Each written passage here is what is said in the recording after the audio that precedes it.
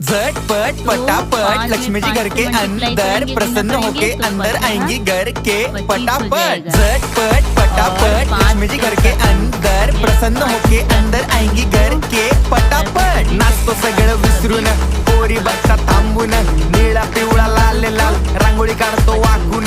सणासुदीला रांगोळी काढ, भाऊचा बर्थडे रांगोळी काढ, नवीन वर्ष रांगोळी काढ, कलर उरला रांगोळी काढ।